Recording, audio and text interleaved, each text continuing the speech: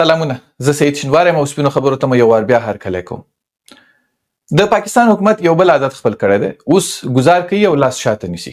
څو ورځې وړاندې په خوست، کونړ، پکتیا له بمبارونو او تازه پر سپین بولدک له نوې جګړې راهیسې پاکستان د معلوماتو له خپرولو ډډه کړې ده او طالبان هم خاموشه دي. پاکستان وایي په سعودي کې مو افغان طالبانو سره مذاکرات هم نه دي کړي او داسې هم ښکاره شوې ده چې قطر، ترکیه او سعودي په دې مذاکراتو کې نور له منځګړتوب نه د دواړو لوریو له اړخه ستړي شوي دي. دواړو لوریو ته تبلیغات هم کلک تشدید او نرمۍ سره مخ دي او هر ورځ یو تر بله د جنجال د اصلي لاملونو په اړه رسنیز بیانونه هم ورکوي او دا شکونه بیا زیات کړي دي چې آیا دواړه لوري خو په دې ډول د ولسي محبوبیتونو د ډیرولو لوبه نه کوي. په همدې تړاو مو د قومونو او قبایلو پخواني وزیر محب الله صمیم صاحب ته بلنه ورکړې ده چې د حالاتو نوې جایزه ورسره واخلو. صمیم صاحب ستړي مشئ، په خیر راغلی. مننه، کور مو ودان. دا وضعیت نه په لنډ ډول ستاسې تحلیل څه دی؟ د پاکستان د طالبانو لانجه د 2 میاشتو ته اوږده شوه، مذاکرات هم پکې سر نه نیسي او په ډیورنډ کرښه باندې ټکه ټوکه هم زیاته ده او حتی پاکستان بمباریان هم کوي. مننه شینواري صاحب. پاکستان له ډېره وخته راهیسې غوښتل چې په افغانستان کې داسې یو حاکمیت موجود وي چې هغه د پاکستان د بریدونو په رابطه باندې یا د پاکستان د تخت و تاس په رابطه باندې پټه خوله پاتې سي او کمزوری حاکمیت وي.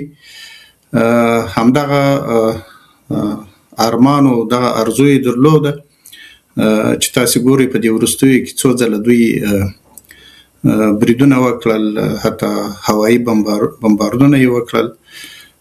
طالبانو خو یو وارې وویل چې موږ به جوابي برید ورکو، خو متاسفانه چې نه هغه جوابي برید وسو، حتی په رسنیو کې هم په هغه شکل لکه په اولو کې چې طالبانو څرګندونې کولې هغه هم ډېرې پیکه سوي دي. نو پاکستان کوشش کوي چې دا وضعیت همداسې وساتي او طالبان تر تاثیر او تهدید لاندې وساتي ترڅو د دوی نامشروع غوښتنې طالبان ومني. څه فکر کوئ دغه طالبانو چې په ډیورنډ کرښه باندې په طالبان او پاکستان باندې بریدونه وکړل، خلک ورته د یوې حماسې په سترګه باندې ګوري؟ تاسې وایاست چې صحیح جواب نه دی. صحیح جواب څه ډول وي؟ یو بله دا ده چې تاسې وایاست چې پاکستان په طالبانو د غوښتنو د منلو دپاره وضعیت همداسې ساتل غواړي. څه ډول یې ساتل غواړي او څه ډول غوښتنې لري؟ دا نامشروع غوښتنې د دوی څه دي؟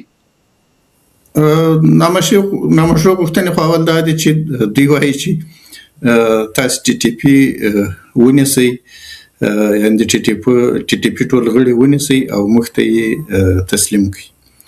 د دې معنا دا ده چې ګواکې ټي ټي پي غړي ټول له تاسو سره دي او تاسو یې ساتئ او راځي په موږ باندې بریدونه کوي. یوه غوښتنه یې دا ده.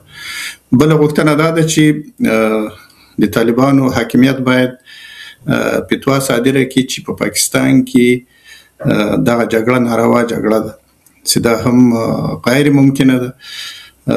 دا هیڅ په طالبانو پورې ربط نه لري، نه د افغانستان په خلکو پورې ربط لري، نه په اوسني حاکمیت پورې چې د پاکستان په رابطه باندې فتواوې صادرې کړي. همداراز ځینې مسایل چې مخکې له دې چې طالبان په افغانستان کې حاکم سي، ممکن د دوی او د طالبانو ترمنځ ځینې مسایل وو، په ځینو مسایلو به بحثونه کړي، په ځینو به هوکړې ته رسېدلي وي. اوس طالبان هغو خبرو ته اعتنا نه کوي او دلته ده چې پاکستان هڅه کوي چې دغه فشار وساتي په طالبانو باندې ترڅو طالبان د دوی غوښتنې ومني. صحیح. او ما د دوی د جګړې خبر وکړه، تاسو ویل چې جواب صحیح نه دی. هغه جګړه چې وکړه د بل ورځې مرته سپین بولدک دروازه سوځولې ده. اصلا دا اوسنی حاکمیت چې په افغانستان کې حاکم ده دا د دې توانایي نه لري چې د پاکستان په وړاندې باندې په هغه شکل لکه څنګه چې لازمه ده یا هغسې ځواب لکه څنګه چې لازم وو. یعنی پاکستانیانو وکولای سول په کابل باندې برید وکړي، پاکستانیانو وکولای سول په پکتیکا او پکتیا او په نورو ولایتونو کې هوایي بریدونه وکړي. اما متاسفانه د افغانستان اوسنی حاکمیت خو دا توانایي نه لري چې هغه په پاکستان کې بریدونه وکړي. د ډیورنډ په کرښه باندې څو ډلې سره تبادله شوې، هغوی ته هم دومره هوا ورکړه، دومره هوا یې په رسنیو کې ورکړه چې تا فکر کوو چې دوی ټول پاکستان نیولی ده. در حالی چې افغانان صحیح ده، دا منم، او دا د افغانانو فریضه ده چې باید د خپل هیواد، د خپل خلکو، د خپل ملي حاکمیت نه دفاع وکړي، او د دې لپاره هر راز مبارزه باید وشي، هم په رسنیو کې هم عملا. خو تر کومه حده چې په طالب پورې اړه لري، طالب دا توانایي نه لري چې پاکستان ته هغسې جواب ورکړي لکه څنګه چې لازم ده او د افغانانو غوښتنه ده. صمیم صاحب، طالبان یوه خبره کوي لکه په سپینه سره ووایي، د جمهوریت نه مخه جواب ورکړی دی. جمهوریت ته په ډیورنډ کرښه باندې تارونه کش کول او دوی ورته خړ خړ کتل. هغه د جمهوریت په وخت کې پاکستان راننوته، د افغانستان اوسنۍ جغرافیې ته بره پکې پوستې جوړې کړې، دوی ورته خړ خړ کتل. موږ خو کم تر کمه ورسره د هر یوې خبرې حساب کړی. مثلا جمهوریت خو په ډیورنډ کرښه باندې په پاکستاني پوسته باندې وایي برید نه کوو او بهانې جوړولې چې دا دی هغه دی. موږ خو کم تر کمه هلته پاکستاني پولیس یا ملیشي یا دا ورته وغځول. شنواري صاحب په هغه وخت کې یعنې د جمهوریت په زمان کې متاسفانه همدغه طالب چې نن په کابل او په افغانستان کې حاکم ده، دا د پاکستان بهترین بېمعاشه عسکر وو او د جمهوریت د زیانمنېدو، د جمهوریت د له منځه وړلو لپاره، د افغانستان د حاکمیت د نقض لپاره له دوی چې استفاده کوله. همدغه طالبانو چې جمهوریت دې ته نه پرېښود چې د پاکستان په وړاندې داسې یو عمل اجرا کړي لکه څنګه چې لازم وو، ځکه دوی تیار هلته ناست وو. تاسو په جریان کې یاست. په هغه دوره کې یعنې دومره موقع نه وه چې د افغانستان ملي اردو او نور امنیتي ځواکونه د پاکستان په وړاندې باندې دا موقع ولري چې هلته برید وکړي. تاسو وینئ په جوماتو دوی بریدونه کول، تاسو ګورئ په مدرسو، په پوهنتون، په شفاخانو، په دولتي دوایرو، په هر څه باندې طالبانو بریدونه کول، او د موږ اردو او امنیتي ځواکونه له دوی سره په جګړه مصروف وو. او د دې تر شا پاکستان وو. دا له هیچا نه پټه نه ده، په دې نړیوال هم پوهېږي، په دې افغانان هم پوهېږي چې د دې تر شا پاکستانیان وو او دوی ته یعنې دوی تمویلول، دوی رالیږل او دغه بریدونه یې کول. نو دلته و چې جمهوریت په هغه شکل چې لازمه وه هغسې اقدام یې ونه سوی کړی. چې کوم مرکز به نه پرېښودل. تاسې ولیدل چې مرکز نه به ورته امر وشو چې مه کوئ جنګ؟ خو ما درته وویل چې د افغانستان حالت دومره کړکېچن و، جګړه دومره زوروره وه چې که لیک بیا باقي سوی وای ممکن پاکستان یعنې برلاسی وای په هغه وخت کې چې برلاسی و، یعنې د دغه طالب په واسطه برلاسی و چې دی نن وای ما داسې وکړل. نو جمهوریت ځکه ناتوانه و. اوس ته فکر کوئ ځینې انګېرنې داسې شته دی چې پاکستان خپله وایي چې موږ غوښتل په افغانستان باندې عملیات وکړو، لوی برید وکړو، بیا قطر او ترکیې راته وویل چې دا کار مه کوئ، مخه یې زموږ ونیوله. اوس څه فکر کوئ د پاکستان ارادې څه دي؟ څومره افغانستان ورته کمزوری دی؟ ما د څو جنرالانو سره چې مرکې وکړې هغوی وویل چې صحیح ده چې پاکستان به خدای نه خواسته دغسې پیښه که وشي برید به وکړي، خو بیا روغې پښې ولاکه رانه لاړ شي. خبره داسې ده چې د افغانستان اوسنی وضعیت، هغه داخلي وضعیت دې ته جوړ نه ده چې طالب دونه لوړ غږیږي او یا دی له افغانستان نه بېغمه ده، یا مثلا دی دونه امکانات لري چې د داسې یو هیواد په وړاندې چې هغه له هند سره ډغرې وکړي او تر ډېره حده ځان ورسره مساوي بولي، حتی ځان لا مهم بولي تر هند. نو بیا طالب د پاکستان په وړاندې باندې ډېر کمزوری ده. مهمه دا ده چې د افغانستان ولس خو نه دی کمزوری، افغان ولس خو نه دی کمزوری، هغه خو وایي چې 100 کاله د پاکستان سره ډزوو او تیار یو ورته. د ولس خبره خو زم درته کوم، زه چې دلته ناست یم خو دغه ارمان مې ده، دغه مې ارزو ده، دغه مې غوښتنه ده چې د یو افغان په حیث زه له خپله حاکمیته، له خپله ارضي تمامیت نه، له خپلې هغې ادعا نه چې لرم یې له هغې نه دفاع کوم. دا خو د هر افغان غوښتنه ده. خو متاسفانه افغانان خو دومره شاته پرېښول شوي دي چې یعنی په هیڅ شي کې پوښتل کېږي نه، په هیڅ شي کې ورسره مشوره نه کېږي، هیڅ امکانات په اختیار کې نه لري.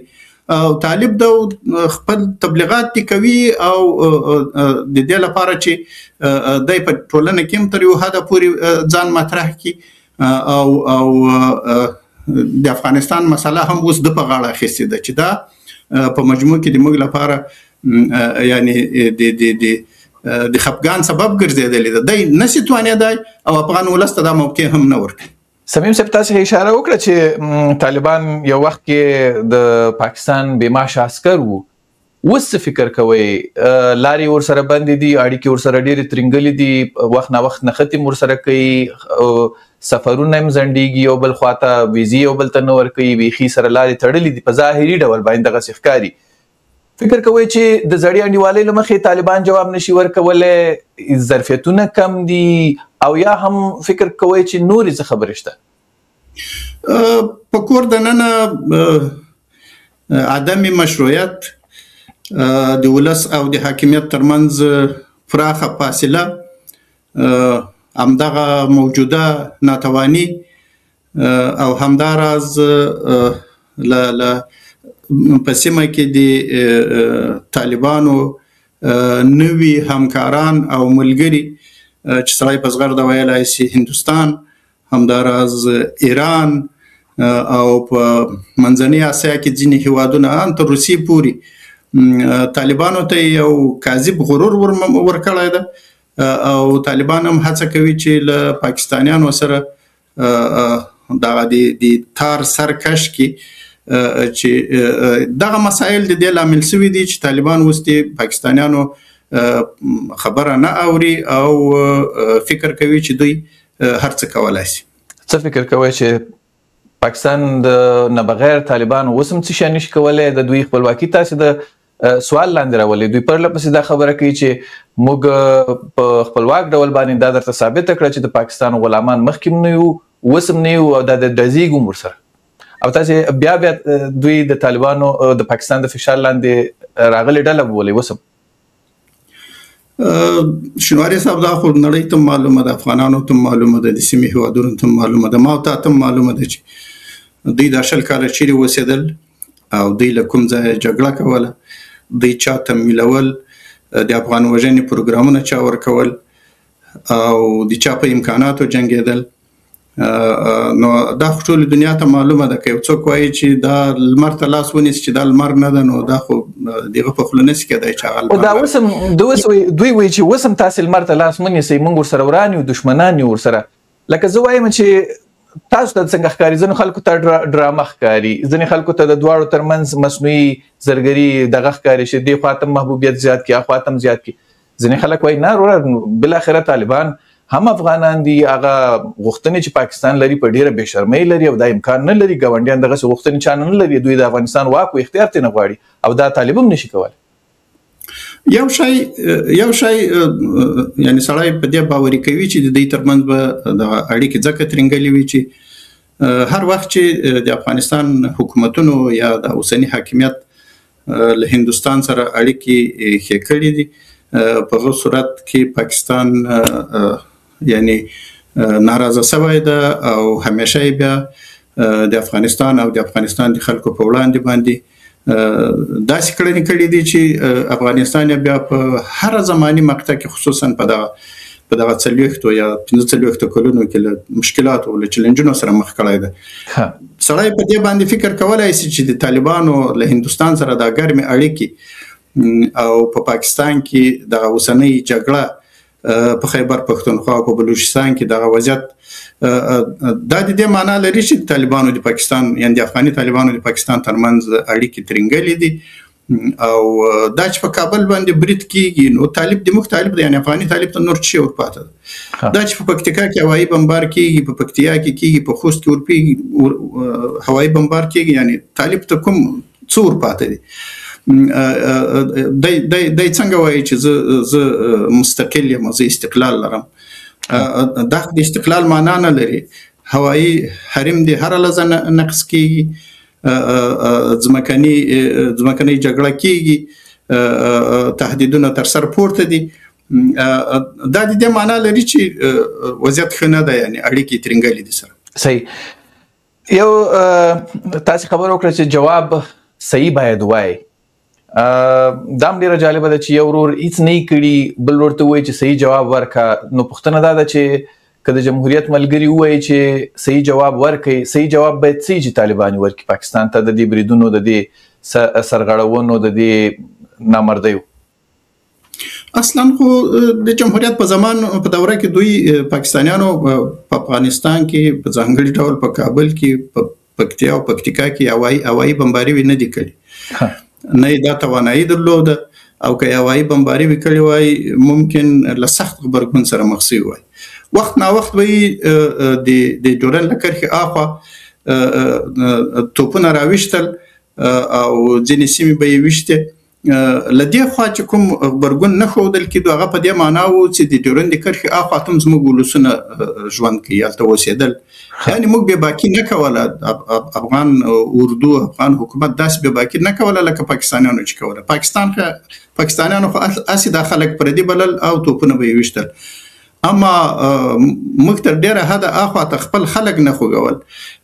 دغه احساس هم موجود و. که چیرته هوایي بمباري پاکستان په هغه وخت کې کړی وای، تاسو به لیدلی وای چې بیا د دې په وړاندې افغان ولس او افغان جمهوریت او مثلا ملي اردو امنیتي ځواکونو څه رقم غبرګون ښودی، چې طبیعي خبره ده همانند غبرګون به یې ښود. صحیح. سمیم صاحب، یو موضوع دغه د پاکستان د اخوانه بریدونو پر رابطه او د اخوانه ډزونو پر رابطه باندې را یاد شوه. ټي ټي پی تاسو مخکې یادونه ورته وکړه چې دا یو نامشروع غوښتنه ده چې دوی د طالبانو نه کوي. حتی د ټي ټي پی په اړه ډېر نظرونه دي او پرله پسې دا بحثونه کېږي. زه اکثره دا پوښتنه کوم، خو غواړم هم په همدې خاطر باندې چې دا موضوع ډېره واضح او څرګنده شي. یو موضوع دا ده چې دا د پاکستان خپله ډله ده او هر ورځ د یوې نوې لوبې دپاره کاروي د پښتنو په سیمه کې د افغانانو په ضد باندې. دویمه موضوع دا ده چې دوی وایي چې دا پخوا رئیس هند او افغانستان حکومت او د طالبانو حکومت دا موږ ته تقویه کوي، مالي ملاتړ کوي، ټریننګونه ورکوي د افغانستان په دغه ډیورنډ کرښې نږدې سیمو کې.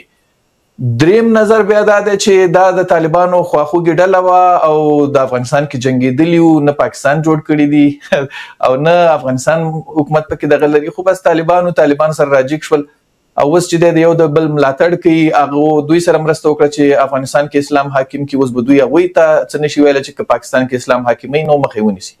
ستاسو نظر څه دی؟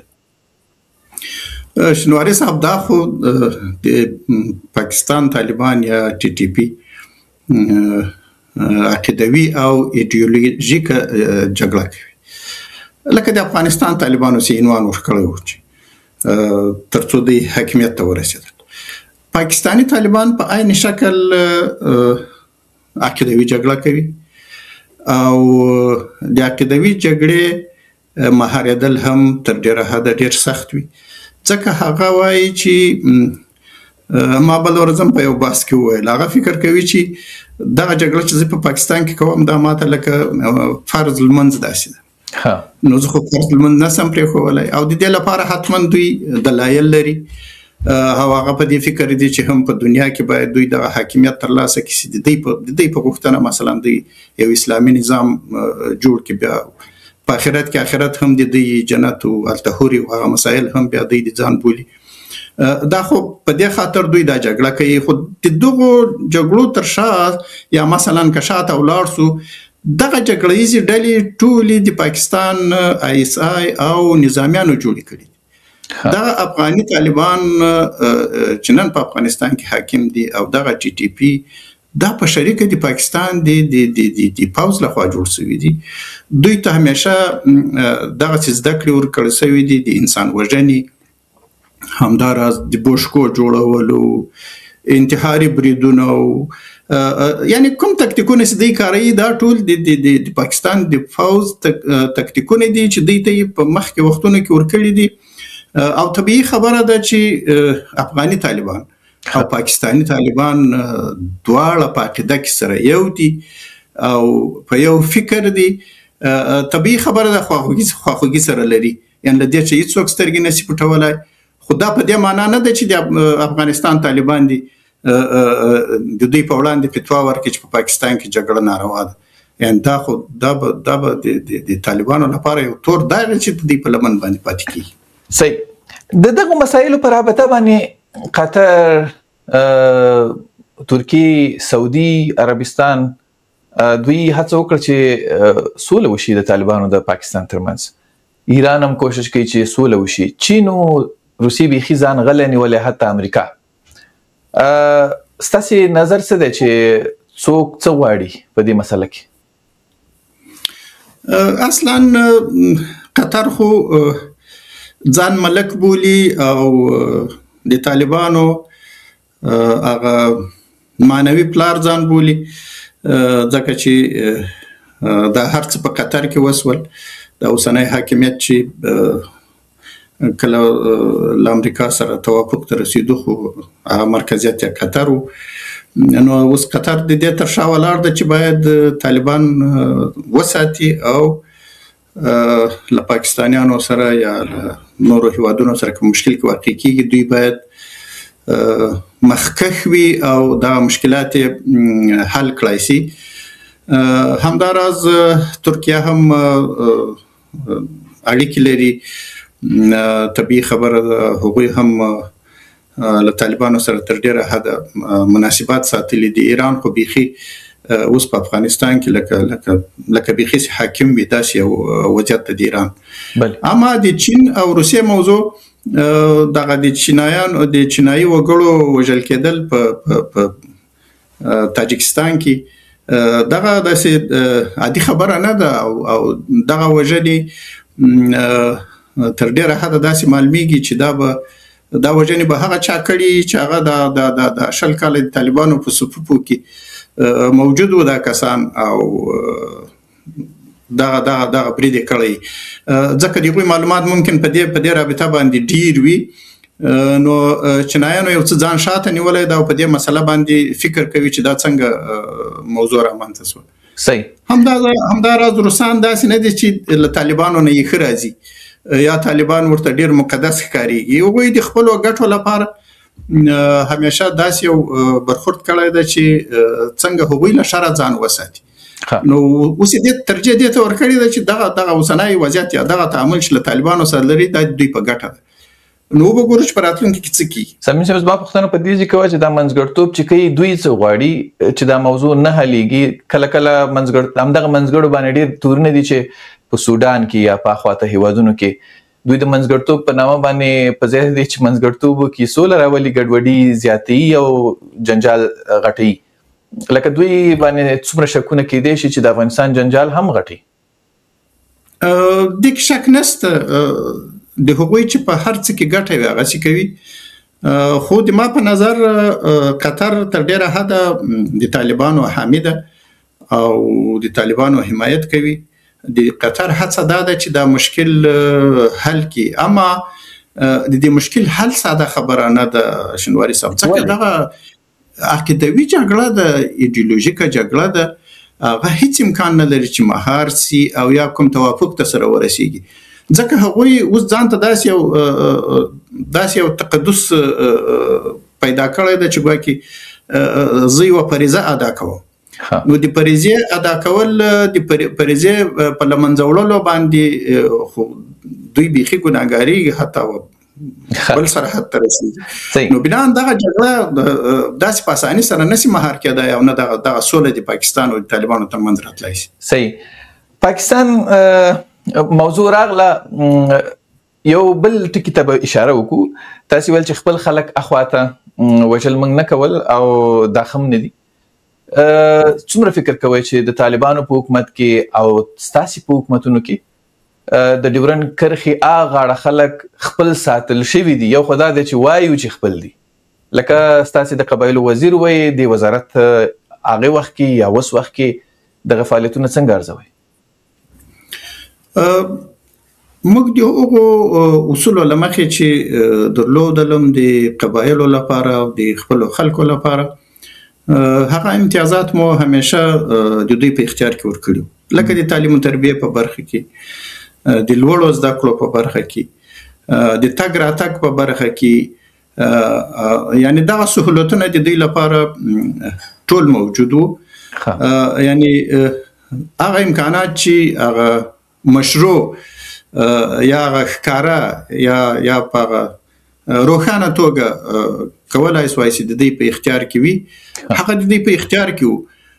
دا چې په وروستیو کې د ډیورنډ کرښې اخواته پاکستانیانو یا پنجاب دا وضعیت داسې جوړ کو، دا زمینه سازي ورته وکړه چې هلته قومونه، مشران او سیمه‌ییزې ملیشې یا هغه قوتونه کمزوري کړي او دوی هغه خپل حاکمیت راوغځاوه د ډیورنډ کرښې خواته. نو طبیعي خبره ده چې هغوی تر ډیره حده محروم سول، یعنی هغه سهولتونه چې به دوی ته په پام کې نیول کېدل دې خواته د موږ لخوا هغو ته راتګ هم ورته تر یو حده پورې کړکېچن و، لانجمن و.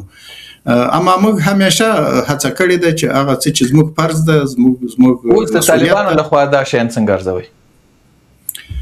نو طالبان خو زه نه پیږم، اما د طالبانو پالیسی خو ممکن متفاوته وي او داسې ښکاریم نه چې دوی د خلکو ته تر ډیره حده هغه سهولتونه چې موږ ورکول دوی دې ورکړي وي. زه په دې رابطه ډیر معلومات هم نه لرم. صحیح. خزه په دې اړه بحث هم نه کوم. یو بل موضوع چې د پاکستان پر رابطه باندې د پاکستان خپل یو پخوانی د امنیت شورا مشاور د عمران خان د خبره وکړه چې افغانستان په لومړي وار باندې د تورخم او سپین بولدک لارې د پاکستان په ضد باندې د فشار په ډول کاری. دغه لارې به پاکستان د لپاره بندولې چې افغانستان حکومتونه فشار لاندې راولي. کډوالو را شړل هم پاکستان شروع کړي، د طالبانو چرت په خراب نه ده. لارې بند کړي، خلک ورته وایي چې بس بیخي ور سره خلاص نه کوي. څه فکر کوي؟ او ملا برادر بیا ډیر زیات کلک د غم کړی دی چې لارې به نه خلاصو او بلکې تجارت ور سره بندو. دا موضوع درته څنګه ښکاري؟ د لارو بندولو یا د خلاصېدو د امکان، د ضمانتونو یا د نه ضمانتونو، یا د پاکستان فشار لاندې راتلل یا د افغانستان فشار لاندې راتلل، دا یو بحث دی. متاسفانه پاکستان په دې تیرو 40 کلونو کې دغه دروازې د سیاسي فشار په حیث باندې کارولې. کله چې لږ مشکل ایجاد شوی د دوی د لارې تړلې دي، لآخوا په زرګونو په لکونو مهاجرین تهدیدوي راباسي او دلته لار ورته تړلې. یعنی دوی هیڅ کلم د افغانانو خیر نه د غوښتي او نه یې غواړي. هغوی خو لغوی چې خو دغه توقع کېږي، ځکه چې هر څه د افغانانو په وړاندې د دوی لپاره ښه ښکاري، هغه اجراءات کوي. اما زموږ لخوا د دروازو تړل به افغانانو ته په نقص تمام سي، په تاوان به تمام سي. ځکه افغانان وایي چې په تمام د شراته بیخي د لوګي مړ شو، بس نه مې راپرېږدي. دا ما د افغانانو کمپاینونه لیدلي چې کوي سمیم دا خو یو احساساتي موضوع ده، احساساتي خبرې دي.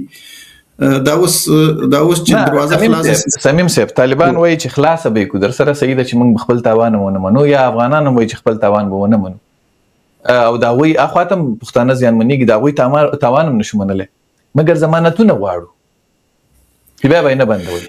یعنی دا یو دریځ دی چې سړی ور باندې خبره ده. یعنی که طالب دغه توانایي ولري او پاکستان مثلا څه مجبوریت لري چې دوی ته ضمانت ورکړي، زه فکر نه کوم چې پاکستان مجبوریت ولري.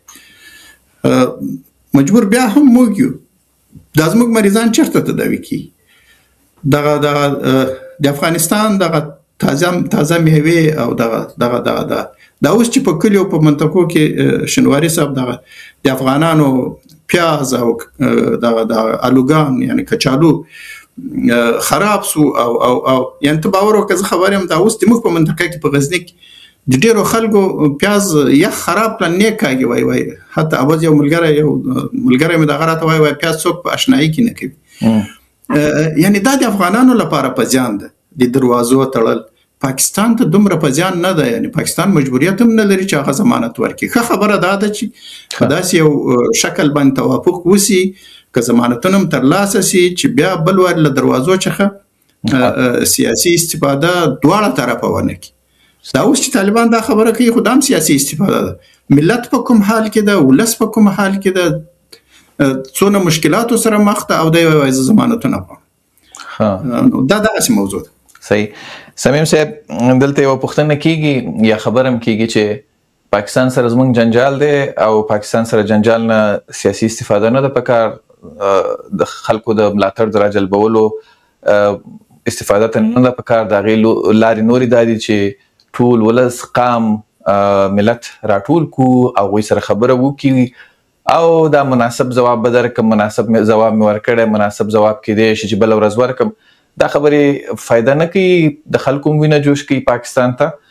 په دې باندې یو ملي گفتمان، یو ملي بحث یا ملي لویه جرګه یا ملي بحث کول پکار وو چې طالبانو تر اوسه پورې دا نه دی کړی او هر وخت طالبانو سره په دې رابطه باندې خلک ودرېږي هم نه، تر څو چې دا خلک راخپل نه کوي بیرته ځان سره که غواړي چې د افغانانو باندې حاکمیت وکړي نو بیرته چې افغانان ځان سره راټول نه کړي، غوښتنې ونه مني.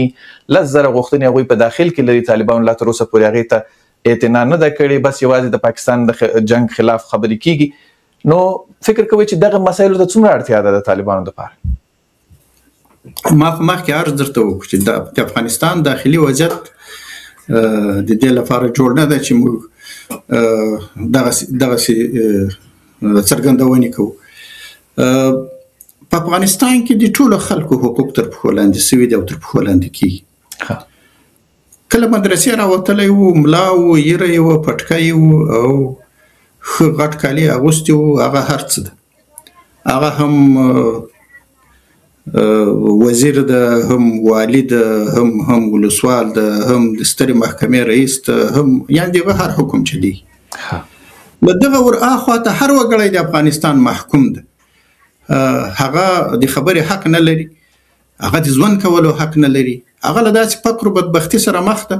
تاسې ګورئ په افغاني ټولنه کې طالب هر څه لري، اما د طالب را دې خواته هر وګړی له فقر و مسکنت و بدبختی و محرومیت سره لاس و ګریوان دي چې د دې ټولو عامل همدغه حاکم طالب ده. که چیرته طالب رښتیا د افغانستان خلک وبولي، له شعاره راتیر سي، له بابولالو راتیر سي، ځان د دې ولس برخه وګڼي. متاسفانه د طالب او د خلکو ترمنځ دونه فاصله ده. دی ځان بل تاسو به اورېدلی یو ملا ده وای که جنت ته ځي یو نفر ملا کوي نو 400 نفره به جنت ته ځي. ته فکر وکړه هلته دغه فکر ده، دغه نظر ده، په دغه فکر باندې مخ ته ځي نو ولس چیرې پاته ده، دوی چیرې دي او ادعا څه شی ده، دعوت څه شی ده، خبرې څه شی دي، دا ټول شعارونه دي. که چیرته افغان ولس او طالبان سره یو سي، سره یو وي او طالب یې ومني، طالب په دې ورته قایل سي چې ته افغان یې، دلته حق لري، دلته د کار حق لري، دلته د ژوند حق لري، دلته د خبرې حق لري.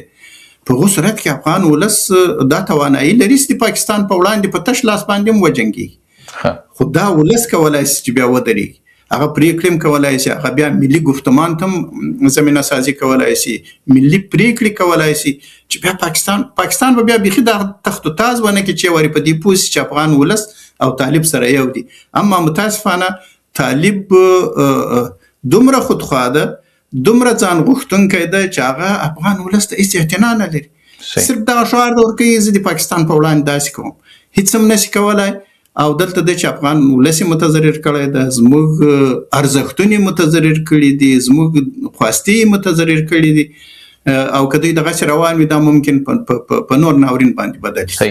صمیم صاحب یو بله ډېره دې ورځو کې چې سړی پې بحث هم کوي د شرم وړ خبره ده، هغه دا ده چې یو شمېر سیاستوالو د جمهوریت ستاسې د صنف هغوی د پاکستان د دشمنۍ دعوې 20 کاله کولی او نن چې دی ځي په پاکستان کې دفترونه لري او کیسې کوي او غواړي چې ازادي د پاکستان په اوږو باندې دا وی په اوګو باندې سپاره راشي د طالبانو نه افغانستان کې ازادي واخلي او حکومت وپرځي یا بل شي وکړي. ځینې خلک وایي چې صحیح ده چې موږ طالب سره وران یو، خو هر وراره د پاکستان غیږ ته لوېدل او هلته لوبېدل او هغې ځینې راتګ او افغانستان کې حکومتونه بدلول دا نور بیخي تاریخي شرم د افغانان باید په دې باندې وشرمېږي. څه فکر کوئ د هغوی خلکو په رابطه باندې؟ شنواري صاحب که دا تاریخي شرم وګڼو د دې لامل هم طالب ده، ځکه طالب ده چې طالب افغانانو ته ما درته چې د افغان په حیث قایل نه دي، د یو وطنوال په حیث قایل نه دي. نه ګورئ سمیم صاحب، دا طالب په همدې بدنام و که نه و چې د پاکستان په لمن کې غورځېدلی. بل کس ولې چې ځان ته وایي چې زه ملیګرا یم، ټکنوکرات یم او زه د افغانستان د خلکو غوښتنو ته دغه کوم او هغه یو کسم نه بسته لوی لوی ډلې د پاکستان د دښمنۍ دعوې هم کړي، هغه ولې ورغورځېږي د پاکستان غېږې ته؟ ما عرض وکړو چې اوس که طالب دغه زمینه سازي وکړي چې افغان وبولي او دغه ډلو سره د افغان په حیث خبرې وکړي، ملي گفتمان ته یې راوبولي، د خبرې حق ورکړي، په داخل د افغانستان کې یا بیرون له هیواده ورسره کینې استازي ورولېږي، زه په دې باور یم چې هیڅ افغان به داسې پیدا نه شي چې هغه د طالب تر خبرو د پاکستان و دفترونو ته ترجیح ورکړي. اما متاسفانه طالب دومره خودخواه ده چې دا خلک مجبور کړي دي چې دغه بدنامي په ځان باندې ومني او په ځان باندې واخلي. سمیم صاحب مخکې د دې نه چې طالب خلاف سړی خبره وکړي او دا چا حق دی، وجدان اول سړی محکمه کوي چې و سړیه ته څنګه راځې د پاکستان په درشل په غېږ کې کینې او ورته وایې چې ما د طالب نه خلاص کړه. لکه دا خو د انسان باید او هغه چې بیا ځان د ملي ګټو ساتونکي هم بولي او هغه 20 کاله د پاکستان د دښمنۍ دعوې هم کړي. زه دا نه وایم چې طالب به خلک مجبوره کړي، مګر دومره خو هم څوک باید دغه نشي ونه لویږي چې د پاکستان لمنې ته وغورځېږي. دا یوه پوښتنه ده خلک وایي. شنواري صاحب ځینې خلک په هیواد کې په ډېر بد حالت کې قرار لري او ډېر مجبور شوي دي. د ځینو خلکو هغه ملګري چې دوی ورسره رابطه لري هغه ډېر متضرر دي. یوه خو به دغه وجه یې چې هغه مجبور شوي دي چې ولاړ شي د پاکستان په لمن کې ځان واچوي. خو زه د دې طرفدار نه یم. ممکن په دې رابطه باندې له موږ سره بحث شوی، خبرې شوي، اما موږ په کلکه دا موضوع رد کړې. لکه څنګه چې پرون د پاکستان په وړاندې باندې موږ دریځ درلود، نن هم هغه دریځ لرو. اما ځینې خلک مجبوریتونه لري، که په طالب کې دا درایت وای، دا توانایي وای، دغه گذشت وای چې دا خلک د دې په ځای چې مجبوري پاکستان ته ولاړ شي، له هغوی سره خبرې وکړي، له هغې لارې بیا د حاکمیت لپاره فکر وکړي. ښه خبره دا وه چې د طالبانو تر حاکمیت لاندې راغلي وای. ته باور وکړه افغانان دومره خودخواه نه دي، دومره بدبخته نه دي چې بل چاته ترجیح ورکړي. که چېرته طالب کې دا درایت وای او دا خلک یې راخپل کړي وای او هغه 50% حق یې ورکړی وای، دا خلک ممکن دې ته نه وای مجبور شوي چې ولاړ شي پاکستان ته او پاکستان کې له هغوی سره مسایل مطرح کړي. کور ودان ډېره زیاته مننه او خدای مو راوله. خوشحاله اوسئ. مننه.